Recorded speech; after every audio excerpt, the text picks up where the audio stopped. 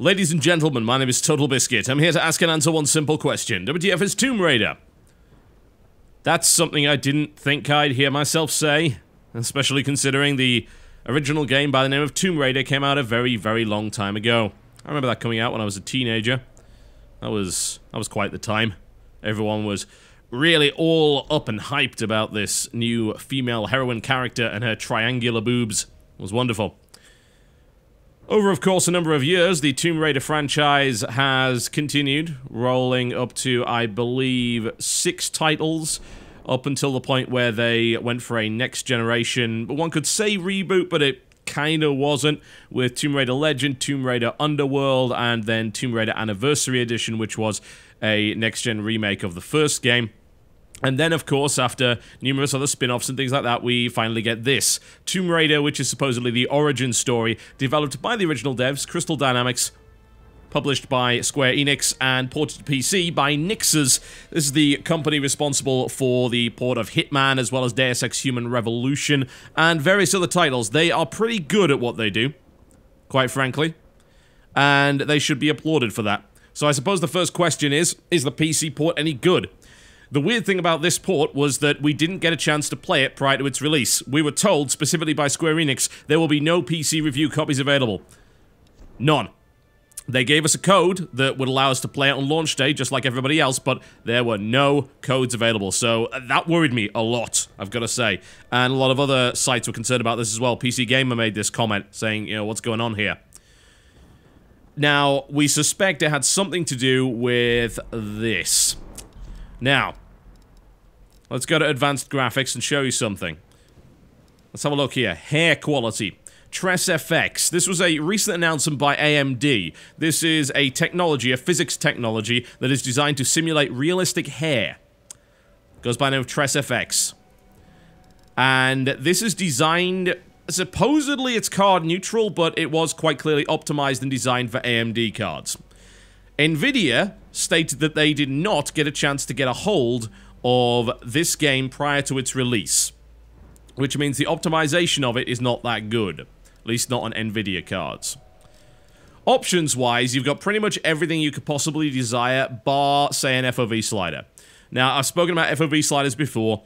For third-person games, they're definitely not as important, but it would be nice to have them. They've never really been standard, but they probably should be.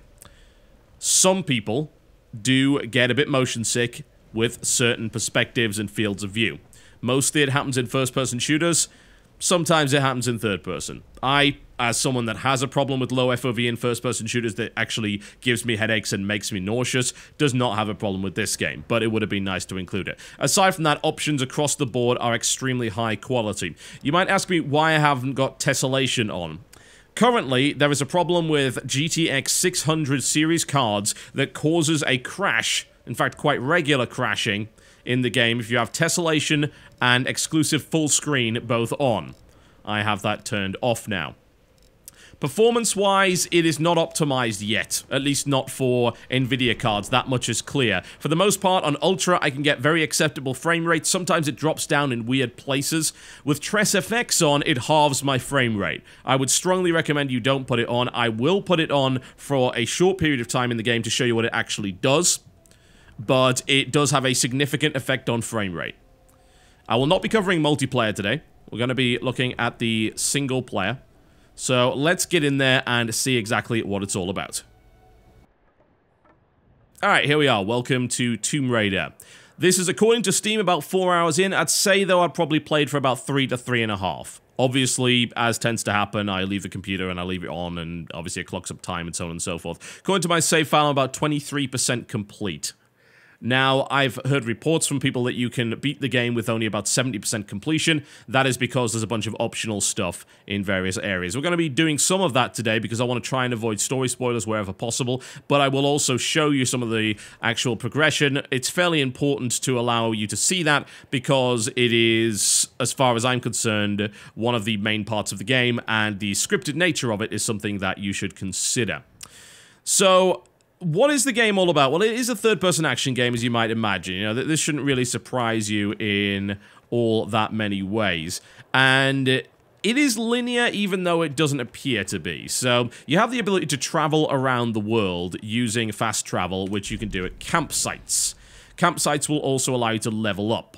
Now, you gain experience from doing a variety of things, including killing people, completing objectives, as well as hunting animals. And you can supposedly skin them, but it doesn't actually make a difference to the animal corpse on the ground for whatever reason.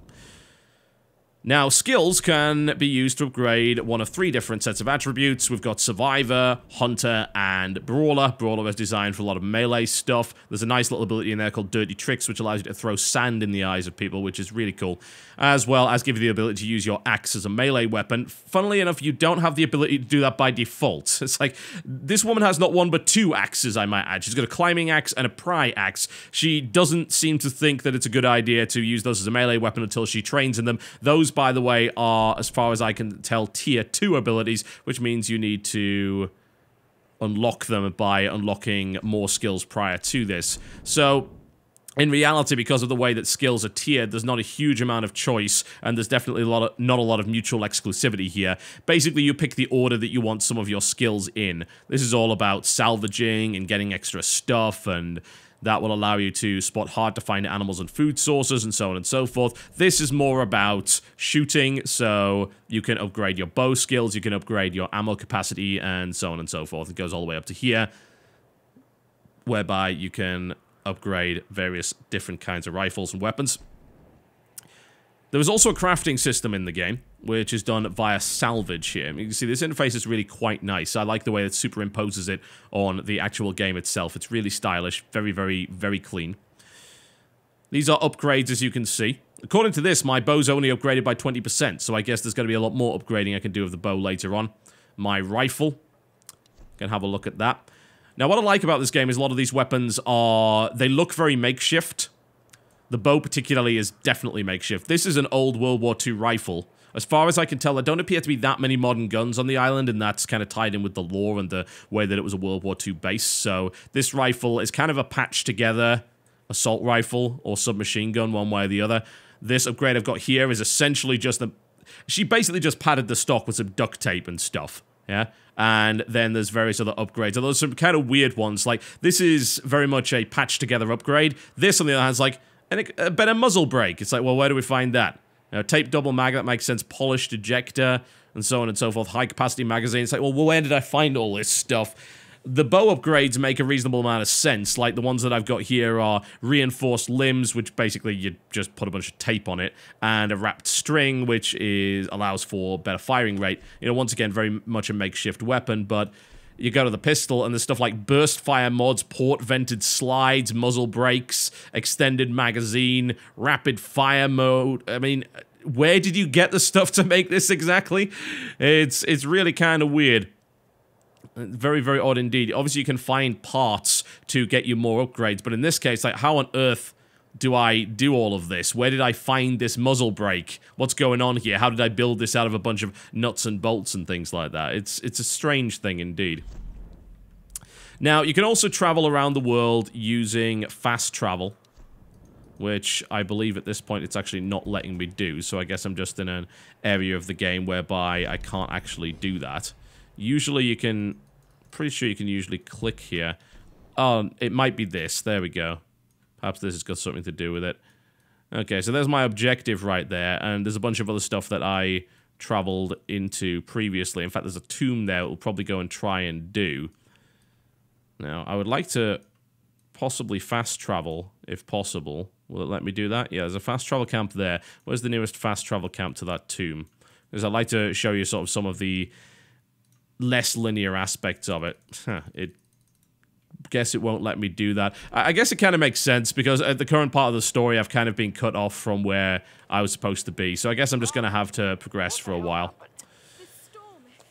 Now, you will randomly get stopped or slowed down by a lot of scripted stuff, and the first hour of the game it might as well just be one giant QTE. It might as well be Dragon's Lair. There is a ton of scripted QTE events in the first hour or so of the game.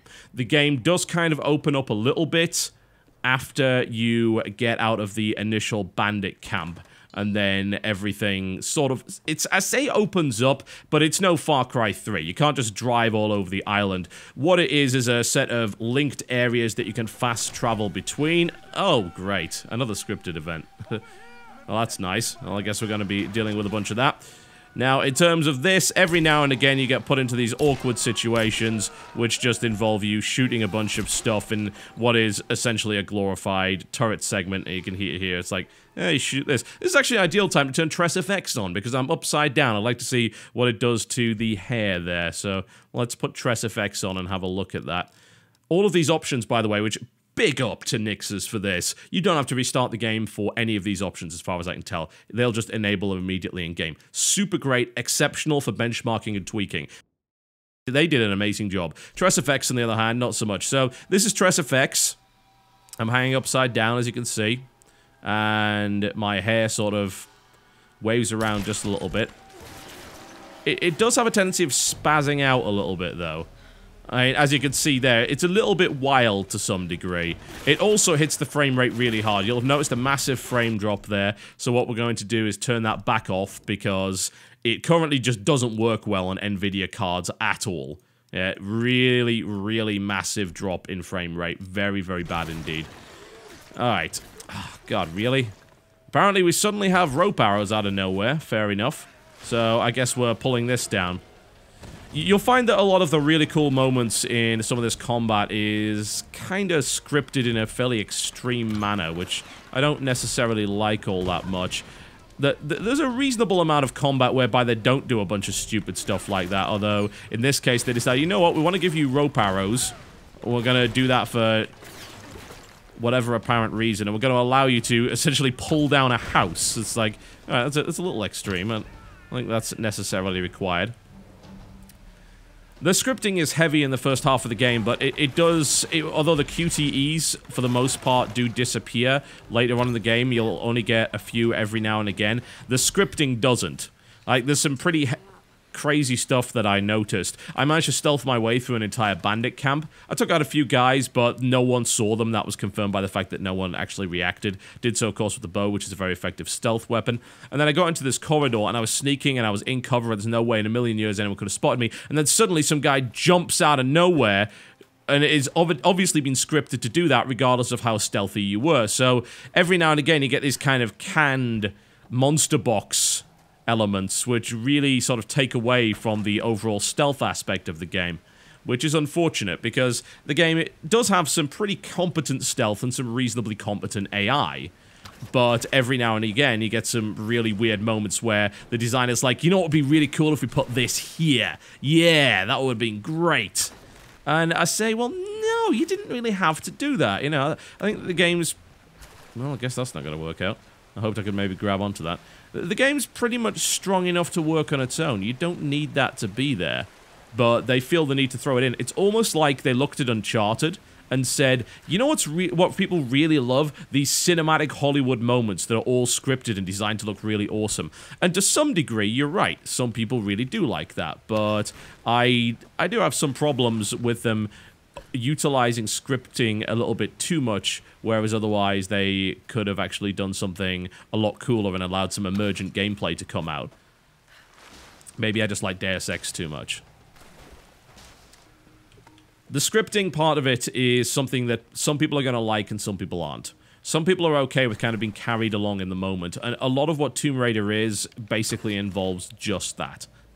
It's a case of you are being carried on this roller coaster ride, and all of the really cool stuff is going to happen in an area because the game told it to. Most of it's not going to happen because of, let's just say, emergent gameplay or just the way that the physics and the AI just interacts with the environment. That's what a more complex game would allow. Unfortunately, in this case, it's very Hollywood, and they didn't really do a lot of that. I'm trying to figure out the way out of this area here. This rope arrow is kind of a new thing. I was trying to pull this thing in closer and then grab onto it, which I think is what it really wants me to do. But it is hard to... There we... Oh, yeah, that was it. I just messed it up the first time. Okay, so it's a nice little easy hop, skip, and a jump here. I'm just going to jump over there and try and find some items. Now, salvage is a part of this, and this kind of goes into the whole survival aspect of the game. And unfortunately, what we have here is another example of a game that heard the word survival and thought, that would be cool. People love this whole survival thing right now. And Far Cry is a good example of that. Far Cry 3 has some of the survival stuff in it, but is kind of derailed by the fact that you become John Rambo within about 2 hours of starting the game, and you have more than enough ammunition and basically enough guns to take down a small island dictatorship. Which is not so good, unfortunately. That's not really what people were looking for. At least I wasn't. Maybe other people were. Maybe other people were okay with that. Now, in this case, in the first hour of the game, you have very little to work with. It's just you kind of have to have your wits about you, but even then, it's mostly just to make sure that you don't fail a quick time event. Everything's pretty scripted. There's a couple of really basic fire-based puzzles and nothing that's really going to surprise you all that much. And then once you start to get weapons, it becomes more of a kind of cover shooter and a bit of a platformer. God, I'm spazzing out here. What am I even doing? All right. Okay, what's the best way over there?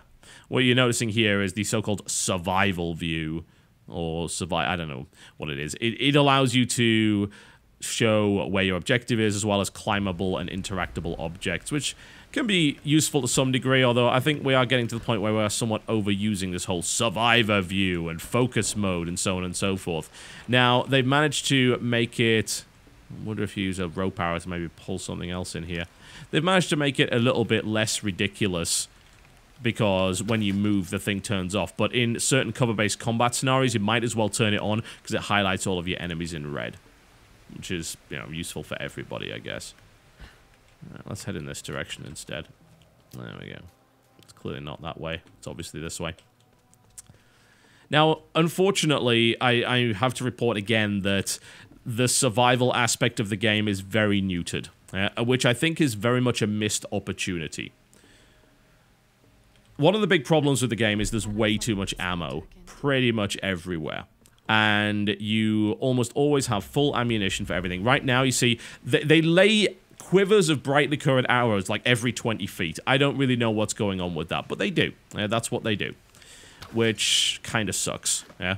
And it also means that you essentially have infinite arrows. You might as well. You're not going to run out of arrows anytime soon unless you are a terrible shot. Same with bullets. You'd think, oh, well, you know, it's an island, there's not going to be a lot. I have like 3 or 4 full magazines for my machine gun. I have loads of clips, like at least 6 or 7 magazines for my pistol, and I'm finding ammo everywhere, on corpses, in boxes. It's the Bioshock syndrome of I am literally tripping over ammunition, which is really not what I was hoping for at all. This also sort of comes in with the salvage system, in that there's just so much salvage to be found everywhere, if you even go slightly off the beaten track, that it seems like you have enough to do pretty much everything. What I feel would have been really nice is if they didn't leave this crap leaving around... What am I talking about? Try again. If they didn't leave this crap lying around the place, that they would incorporate some kind of ammunition manufacturing system into the salvage system itself, whereby you had to make arrows by, say, just whittling down, hell, yeah, just whittle down logs and trees and things like that. Why not?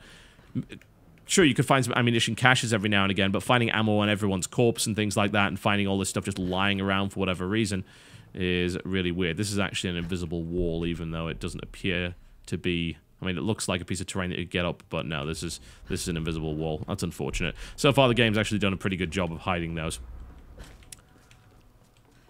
Now, this kind of leads into probably my biggest problem with the game. And don't worry, I've got a lot of positive things to say about this game as well, but at the end of the day, you don't come here for me to just wax lyrical about how awesome a game is. And that's the disconnection between narrative and mechanics. This is not a unique problem for Tomb Raider. This is a problem that games have been suffering for a long, long time. Incidentally, in that area, my frame rate just tanked hard, and I really don't know what caused that at all. I'm really glad you moved. You and me both, girl. One moment they were fine, the next, there was this storm. It came out of nowhere. It's not your fault, Laura. I called them here, Roth. Hey, we'll find another way. Mayday, mayday. This is co-pilot Jessica Bear. Another pilot. 177A. Hello? Hello? Can you hear me? Yeah, badly hurt when I landed and need urgent aid. Is anyone there? Captain Jessup, do you read? I've deployed a smoke signal. Please respond. Damn it, he can't hear me. I have to get to him. No. His signal's just over there. We've got our own people to worry about. We'll need to regroup as soon as they find Sam. I can't just leave him out there alone. I need to get to him. Sometimes you've got to make sacrifices, Lara. You can't save everyone. I know about sacrifices. No. You know about loss. Sacrifice is a choice you make. Loss is a choice made for you. I can't choose to let him die, Roth.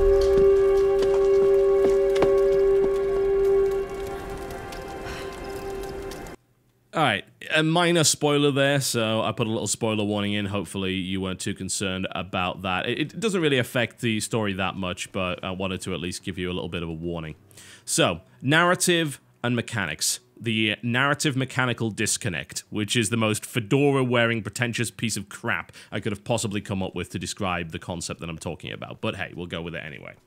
So, what is the narrative mechanical disconnect? This is becoming increasingly problematic in video games because what we have is an advancement in technology as well as a particular set of systems that we like to use for our games. Yeah? So you understand that so far? Cool. And what we're trying to do is make a lot more games that happen to be stories that are well told, yeah? Something that's just a little bit... I thought you could attach that to there, apparently not. Something that's a little bit complex. I'm gonna die from that, aren't I? Great. Oh, that sucks. We're looking for more complex scripts. We're looking for games that have storylines equivalent to books, movies, and television shows. However, there's a disconnection between that narrative and the mechanics of the game. Now, the thing about this is that the narrative of this game is you are Lara Croft, inexperienced on her first sort of expedition that goes horribly wrong. You end up shipwrecked on this island, and you're discovering what's going on as well as trying to survive. However, a lot of what is being told to you kind of by the game... There we go. I can see what I'm supposed to do now. A lot of what you are being told by the game is being contradicted by the gameplay. So what we have is an inexperienced character that really doesn't know how to be the female version of... God damn it, seriously? The female version of John Rambo, and yet is able to do so quite quickly. Now, many other people have criticized this. Probably like the biggest criticism that they could come up with of the game was she turns from kind of scared girl to mass murderer in the course of about an hour. And they're kind of right to some degree. Although I think they sort of miss the point. The way that a lot of the killing is done early on in the game that actually causes the horror and the really negative reaction of Lara is because of the circumstances in which she had to make those kills. It wasn't a combat scenario. She had been kidnapped, captured, essentially groped, by the way. This is the whole rape scene controversy that came up about 6 months ago that actually ended up being nothing at all, by the way. You know, the guy in question was obviously lecherous, but he was more of a mass murderer more so than anything else. If you actually let that scene go forward, all he does is strangle you, so don't even expect to see anything coming out of that. And I should hope that you didn't expect anything to come out of that. I think it's probably about time to take him out. There we go. Is he going off the side? Yes, he is. Very, very nice. And it's those circumstances that make things tense. Used in traditional Japanese herbal medicine, or kampo. Looks like this vial has been sealed for many years. And here is an example of that disconnection. One of several. So, if you were to take the narrative of the game, she's pretty stressed. She's been through a lot. She is in a really hostile situation. It's affecting her mentally. Yeah? The whole idea, of course, of the origin story is this will eventually make her stronger and turn her into the woman that then becomes the heroine of the Tomb Raider series, who is very self-confident, very strong, completely capable in every way. Yeah? Able to do backflips with 2 pistols and shoot T-Rexes. However, in these really stressful situations where she's hiding from bandits and trying to carefully pick people off, she is completely willing to look in boxes and discover medicinal herb vials, pestle and mortars, Chinese coins, and all sorts of other nonsense. Now, this feeds into this idea that because it's a video game, you've got to have a bunch of little side objectives going on. And in this case, the side objectives that I'm talking about are collectibles. And this game is chock full of the bloody things. Relics, GPS caches, documents. You know, I'll give documents. Documents is good, yeah? This is a good way of providing side story, yeah? There's all sorts of it. Documents from the Endurance officers, that's the ship she came in. Lara's journals, Confessions of a Solari, so on and so forth. Diaries of a Madman, all sorts of stuff. This helps flesh out the game quite nicely. But then the stuff that doesn't serve any purpose whatsoever, like burning a bunch of banners. For no reason at all. It's like, burn these banners because the game tells you that that's a collectible and will reward you with experience. Why? Why would she do this? It's just completely bonkers. There's another one which involves just lighting these random statues all over the place. Why would she do that? That's going to attract attention. I mean, that's nonsensical. And that's what I'm talking about, this disconnection between the narrative and the mechanics of the game. This collection obsessive nature is ridiculous. I don't know whether or not she actually takes the relics with her. I really hope not, because it's just absurd. It's like, yeah, I'm just going to stuff this canopic jar in my wherever. You know, I have like maybe one belt pouch. I'm trying to survive and trying to travel light. But it's okay, you know, we can take these coins and this pestle and mortar and this ritual mask. I'm hoping that she just finds them and leaves them there, honestly. But let's see the evidence. No, she doesn't. She takes them with her. See? Nothing left in there. She takes this stuff with her. Why would she do that? Her priority is to get off the bloody island. She's laden down with artifacts. Are you kidding me? It's ridiculous. Now, don't get me wrong. Game mechanics always trump authenticity and realism. I've said this time and time again. But what they don't necessarily do well... What the... That's a weird bug. I've never seen that one before. Oh, there you go. Look at that. That's bizarre. But if you're trying to get somebody who's playing the game really into the character, then you have got to be careful about things like that. You can't just do that. This is the same problem I had with Far Cry, that this guy ended up turning into this mass killer, you know, basically freaking god of death within about 2 hours, which is really kind of odd. I mean, the fact that Lara's a perfect shot with a bow, I can kind of get over that. I feel that if you want to convey an experience in a game, that's a very challenging and difficult thing to do. There is a game that's done it. It's called the original Deus Ex.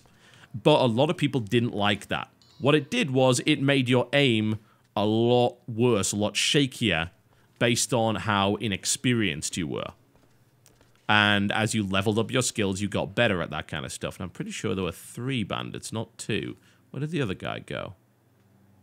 I have no idea. Huh. Very strange, very strange. This is one of these statues I was talking about, by the way. Let's light this.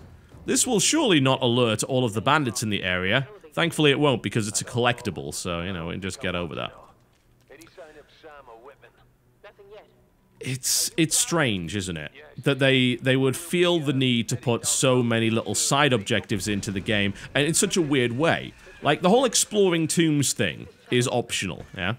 And I'm okay with it being optional. In fact, I'm very okay with it, because that's where a lot of the puzzle solving is. What they've managed to do there, which is extremely elegant and very, very smart, is make most of the tombs optional objectives that you can go into, and you get a bunch of puzzle solving and platforming, just like in previous Tomb Raider games, so you appeal to the guys that really liked the previous titles.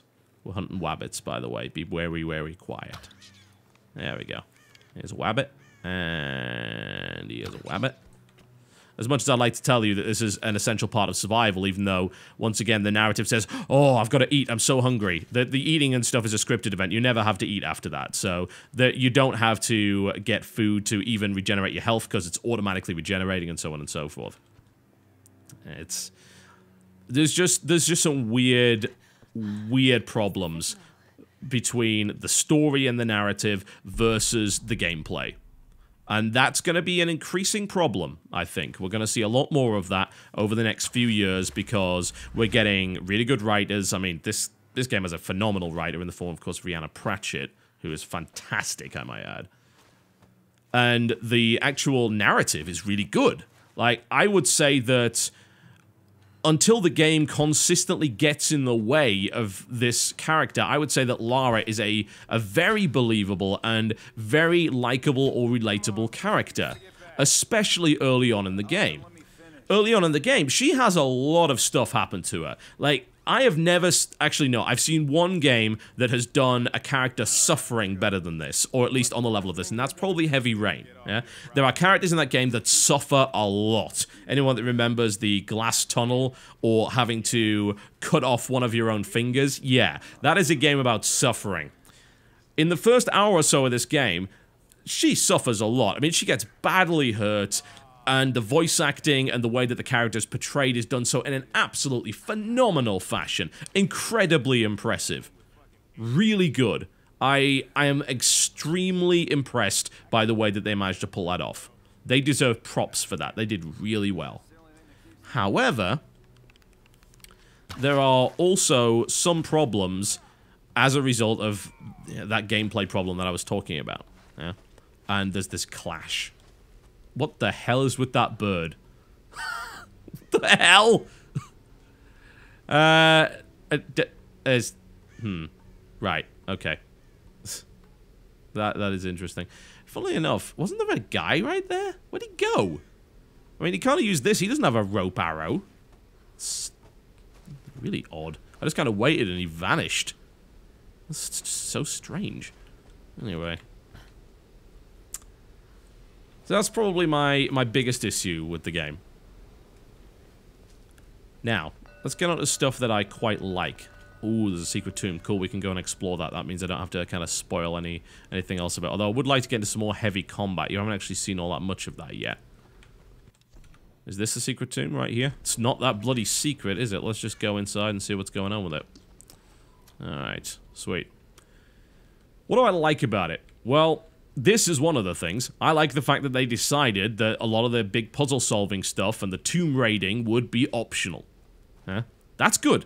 That's really, really nice. Obviously, it adds a lot of content to the game, but it also keeps some of the content that may turn off some people. Like, for instance, I'm not really into Tomb Raider because I was never really into the platforming and the puzzle-solving. Stuff like that really frustrated me a lot. It's not the kind of game that I like. We're going to try this out here so that I can actually show you how it goes. But I love the fact that those who want to do it, totally, you can do it, and you get rewarded for doing that. But if you don't want to do it, skip it. Sure. Make it optional. I mean, why would they force you into a tomb, as it were? Usually they wouldn't. I can't do that now. What do you mean you can't do that now? Why not? It's right there. Am I missing something here? Why can't I just move through there?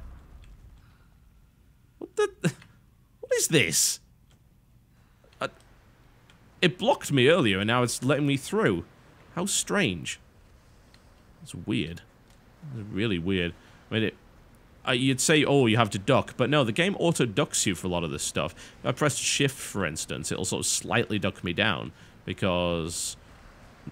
Yeah, I don't know what was going on with that. That was weird. Again, just there are times when this game kind of bugs out in a really bizarre way that doesn't really make a lot of sense. Alright, cool. We have found an optional tomb, so I guess we can check that out, and I can show you a lot of the platforming and climbing and things like that. So, let's talk about the platforming. Let's talk about the climbing. Let's talk about just the movement in general after I've grabbed myself an upgrade at this camp here. Ooh, I can modify my bow into a bow that sucks less. Alright. Let's do that then, shall we? Okay. Why is it backwards? The Christ? What? I'm experiencing every bug this game has to offer today, apparently. Good lord, I don't even know what that was all about. That is so strange. Okay. Apparently my bow is now a recurve bow. Interesting, I don't recall actually upgrading it to be one, but it is now. There you go. Alright. Keyring trigger, okay. That's not something I can upgrade as of yet, but it is now a recurve bow, because the game tells me it is. Oh, whatever. Can't get another skill, so I might as well just close out of this. The movement in the game, for the most part, is extremely well animated. It also has some really cool elements. Like, for instance, here in the wind, or even near fire, she'll actually cover her face to try and shield herself from it. You can also do some cool stuff like this. If you hold down shift, this is a scramble move. This is kind of like dodging, only a little bit more realistic and less ridiculous. She's not a ninja. You can do rolls, you press shift and then kind of shift again. What you can also do is combine that with F to actually throw sand in the face of enemies, which is brilliant. I don't recall ever really seeing that in a combat engine before. And that really reminds me of this whole notion that the game is survival and you're gonna do some stuff, some dirty tricks to stay alive, rather than doing crazy ninja maneuvers. She doesn't know any crazy ninja maneuvers. Well, why would she really have the ability to do that? That's why she's not doing backflips and crap like that. Okay. Dramatic music is happening, which means something's probably gonna go horribly wrong eventually. That's a nice horse. That's a good horse. I'd take that horse. Can I not put that horse in my side pack? I could apparently put every other bloody artifact in the game in there. Lord. I can only imagine it's going to involve cranking. So there we go. Let us mash E to crank. I love the way the games just say mash now. They're not even saying tap it repeatedly. Just mash. Yeah, it's mash. You'd think maybe there'd be some kind of a rope there that I could use. Oh, that's interesting. You see the way it's actually using the wind to blow it in that direction. This is an interesting puzzle that I probably won't be able to solve because I'm terrible. Thankfully, I'll be able to get out of this area just using the other thing, so it's not too bad. Guess some kind of time jumping puzzle going on right here. Maybe if I then turn that, I can get it to swing. And then I can jump on it as it swings, and then once this opens again, I'll be able to get to the other side. That's my theory anyway. Let's see if that works out. There we go. But I think I'm going to have to do this in a very specific order, because that's going to break open again. Okay, so it is a time jumping puzzle, right? You know, this is the kind of thing that I suppose Tomb Raider fans are pretty used to. This is something that I personally hate. It's just, I just like, no, this is not what I want from a game at all. But that's personal preference, that's highly subjective, and, you know, this is not something that really should be bothering you in any way. Don't take my word on that. You know, it's not that it's mechanically bad. Oh, I'm mechanically bad. My timing is completely off here. I wonder if I have to close that first and then time that and then jump on. And let's try it once more. Maybe I just wasn't quick enough. Overall platforming, I never really felt that I screwed something up due to anything other than my own fault, which is, that's a very good thing indeed. The movement system seems a lot better, as does the camera. The camera doesn't generally get in the way, except for every now and again it'll bug out in a stupid fashion. Okay, so it is the other way around quite clearly. Okay, so the first thing I need to do is to close that, and then I need to extend that, and then I can jump on it, and then it's hopefully going to carry me to where I need it to be. That would make sense. Let's close this. There we go. The animation quality is really good, and that helps sort of add to the vibe that this is a nice and well-developed third-person action game. Are you going to blow me over? Hey, no? Not gonna blow me over. Okay. Oh, no. Yes. Huh. Weird. Oh, well. I don't have time to figure this out right now, unfortunately, so I guess I'm just gonna go back and get back to the main sort of storyline element of it. I'm sorry, I don't want to sit here for 20 minutes trying to figure this out, because this is not the kind of thing I'm very good at. It's some weird sort of, you've got to do it in a certain area thing in order to actually make things happen. Is it going to allow me to fast travel? Maybe if I go back to the map screen, it'll let me out of this. Or maybe I just run out again. Who knows? Where's the nearest camp? Screw it, I'm just going out of the freaking thing then. Whatever. I haven't really figured out the fast travel system yet. I'm probably missing something really, really obvious. The actual climbing part of it is pretty cool too. I don't really have too many problems with it. I haven't encountered any issues with it. It's quite satisfying to use. Use a climbing axe. You can do the whole, oh, jump and then fix your axe into the rock face, which I'm pretty sure she doesn't have the strength to do, or in fact anyone really would. Like, jumping into the air and then slamming your axe into it like that seems... It doesn't seem like you'd be able to really do that. But hey, you know, it's a game. There's times when slightly unrealistic stuff can just end up being more fun, which is always nice. What I'll also say is the combat is bolstered greatly by the fact that the new cover system is pretty awesome. You saw a little bit of that earlier. And the idea is there is no sticky cover in this game. Not like previous titles. Uh-oh, that's my... I'm not going to get anything with that. Let's try this. There we go. There's no sticky cover. So what happens is, when you are near something that can be cover, Lara just goes into it automatically. And that's quite natural. Yeah? It allows for some pretty... Oh, jeez, I should have pressed space in a slightly different position, apparently. Let's try that one again, shall we? It feels really good. And I think it's a cover system that more games should adapt, because I think sticky cover is... It's really gamey, and it's pretty silly. Like, the way that your characters actually move is just bizarre in sticky cover, and I don't really like it. This is a more natural, more organic cover-based system, and I appreciate that. That's good. It does bug out a little bit every once in a while, as you saw earlier. It sort of kind of forces you into cover. Ooh, let's not do that. It kind of forces you into cover at times when you really don't want to go into cover, which is kind of weird. And sometimes it sort of... It's like it sticks you to it, even when you're not quite close enough in order to make that happen. Can I make that jump? Yeah, I can. It should be alright. There we go. I get that salvage. So overall, I think the cover system is really good. Combat in general is also nice as well. It's satisfying. The bow play is pretty easy, but it's quite satisfying to shoot people in the head with the bow, of course, as you might imagine. It's pretty decent. Again, you know, you don't really have to I don't think, anyway, you have to compensate for your arrow sort of falling off or anything like that. You don't even actually see the arrow moving. It apparently moves so fast.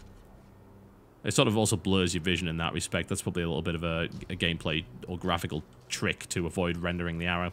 But for the most part, you end up in a pretty decent spot whereby the archery is fun. Gunplay is surprisingly enjoyable, actually. I was almost shocked by how good the gunplay ends up being in this game.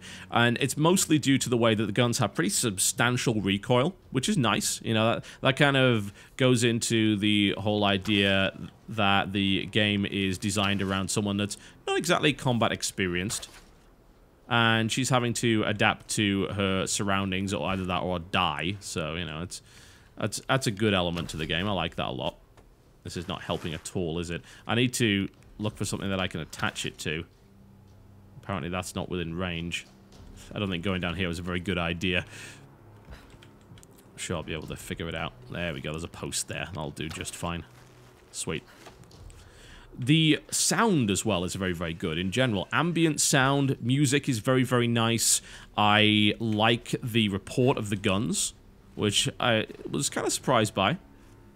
I didn't necessarily think that the gun report would be particularly good, but it was, especially in areas like this. When you fire a gun, it sounds good. Let's test it out.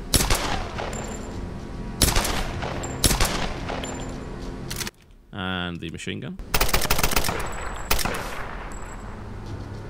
Nice reverb. Again, nice report on the guns, and a really nice feeling in general. Oh, great. Another challenge. Poaching eggs. Why would you steal eggs? Oh, you know what? These eggs are key to my survival. Absolute nonsense. Jeez, so many collectibles everywhere. What I'd also say about the game is that, in general, the storyline is really solid. It does interfere with it at times. Yeah, there are elements of it that don't really work all that well, and it was mostly this difference between the narrative, this disconnection between the narrative and the mechanics of the game that really hurts that. But aside from that, the voice acting is really, really good across the board as far as I'm concerned. And in general, the storyline is fairly uncompromising, which is nice because, you know, you kind of had this sort of Indiana Jones action in the previous Tomb Raider games. This time around, it's a little bit better. Thankfully, it's a QTE to stop me from falling to my death. Well, hey, there you go. Overall, I've appreciated the storyline and the character development of Lara for the most part, except when the gameplay gets in the way of that. Unfortunate. But it's not enough to stop me enjoying the game. And that's perhaps the most important thing. I've been highly critical of this game, I feel, because that I see a lot of untapped potential that could have been done a lot better that would have made an absolutely phenomenal game. I think if it tried to be less like Uncharted and put a little bit more survival into the game, it would have been great. I mean, why is it that I can, as soon as I get a pistol, or indeed just get a bow, I can take out like 10, 20 guys in combat with no real difficulty whatsoever? Why is that? You know, I'm not really too fond of it. Why couldn't we have just had the ability to set traps and do some pretty sneaky stuff? There doesn't seem to be any of that. It seems like it would have fit more into the survival aspect of the game. This is, again, a similar criticism that I had of Far Cry. Maybe I'm just looking for something that the game isn't. And maybe I shouldn't necessarily expected Tomb Raider to be that. Yeah? Tomb Raider's always been an action-adventure game. With some platforming elements, with some combat, and with some puzzle solving. And this game's got all of that. So this should satisfy anyone that's looking for exactly that. But it's like the game teases you with survival. And says, oh, wouldn't this have been great? It's like the idea of maybe getting plants. This plant disappeared for whatever reason when I picked it up. Getting plants to maybe make herbal remedies and buffs and things like that, kind of like Far Cry. Having to make ammunition, being very short on ammunition, which you never are in this game. Having to improvise more than you do. And again, the game sort of tickles you in that regard and says, oh, look at all these improvised weapons, old World War II stuff, and this is how you improve the stock of your gun, is by basically duct taping it and so on and so forth. And it's like, yeah, this is great. And then suddenly it's like, oh, yeah, it's surface level survival. It's cursory. It's very shallow. Unfortunate. But overall, up to this point, I've had a lot of fun with Tomb Raider, especially once you get past the first hour. The first hour is just QTE bollocks. Just forget that it even exists. Pay attention to the cutscenes. Thankfully, they interrupt your gameplay less and less as you go on with more cutscenes, but they do it a little bit too often. It's like, oh, great, another cutscene. Could this just not have been done with gameplay? Could this just not have been done in such a way that it doesn't immediately stop me from playing? It's almost like the game's afraid to give you control at times. Like, no, this really cool thing, no, you can't control that. No. Like, come on, guys. Let me control it. Now, I feel that that's always a sign, I think, of... Let's get that. There we go. It's a sign of a lack of confidence in your product when you think that all the cool stuff has to be done with a cutscene or a QTE. It's like, no, I think you as developers are smart enough to make something really fun here. And you should try it. Never know what might happen. There are some kind of unique and innovative elements in this game. Fire actually plays a role in many elements of it. I haven't been able to show you that so far, which is kind of unfortunate. But there's a lot of stuff which you can set on fire, and also in combat this comes into play. A lot of the enemies that you encounter have fire arrows or Molotov cocktails. They will use them to burn your cover. Quite literally, they will burn the cover away. It's like, wow, that's a cool idea. And fire spreads. You know what's best? You shoot them in the arm when they're trying to throw their Molotov cocktail and they suddenly set themselves on fire and anyone in the immediate area. You can also set stuff on fire to be a distraction or to solve various different puzzles and gain access to areas that might have extra salvage and things like that. These ruins predate the COVID. And I've got to say, it is a good-looking game. It is a very good-looking game. This is without tessellation on. Obviously, I've cranked my stuff up to Ultimate. Obviously, the PC version looks amazing. Nix's did an incredible job here. Texture quality is pretty good. Without tessellation on, it's hard to really give a good assessment, but I would say that the texture quality is pretty damn solid. It is above average. The lighting effects are great. The overall design of the areas, there were some big areas with some really long view distance going on, some really nice environmental effects. I very much appreciate what they did there. They did a great job.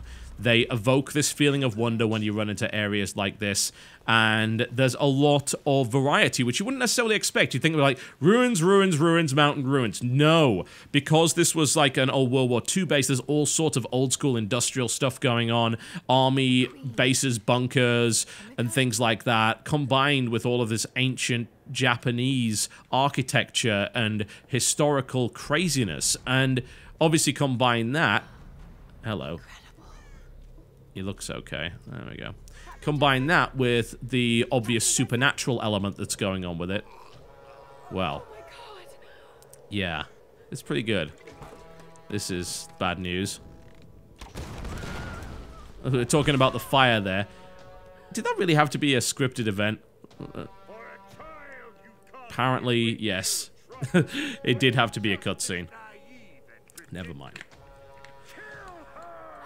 This is a very enjoyable game. Lord, what the hell? Alright, here comes the supernatural stuff.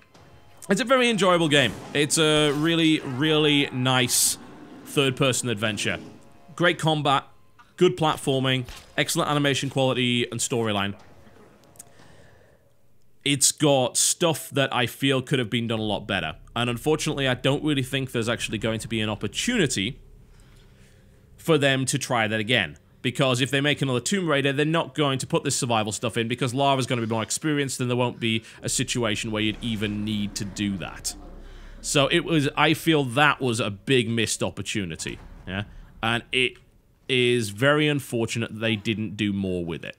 Like, come on, you know, I just want that third-person survival game. I really do, and I can't have it, apparently. And that's a shame.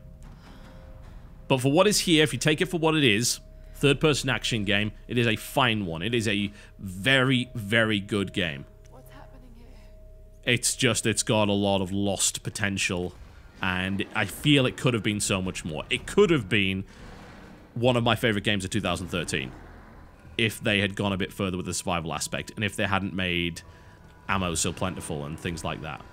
But as it stands, what it is a third-person action game that I've enjoyed my time with so far, and will probably beat while avoiding the optional tombs.